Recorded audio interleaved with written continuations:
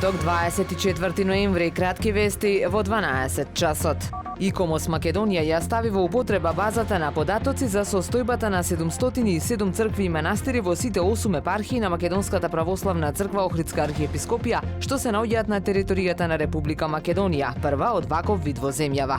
Има информативно-едукативен карактер и содржи информации за културните добра. Покрај отворениот пристап до податоци наменети за пошироката јавност, оваа база на податоци особено треба да им користи на сите засегнати страни поврзани со овој вид на културно наследство, како појдовна точка при носењето одлуки за идни конзерваторски и реставраторски постапки.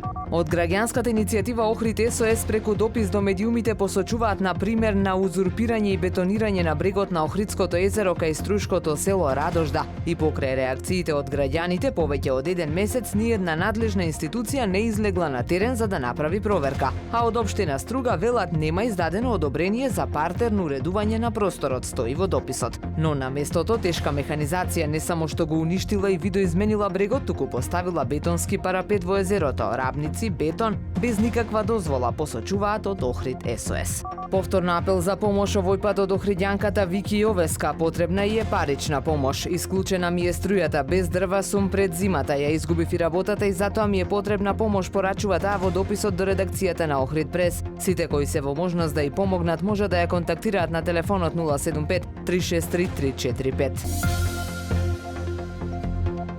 Времето денес променливо облачно со повремени сончеви периоди, дува слаб до умерен јужен ветер, максималната температура во Охрид до 14 степени. Повеќе информации на ohridpress.com.mk. Уредник и водител на вестите Даниела Спасик, технички реализатор Реджеп Селман.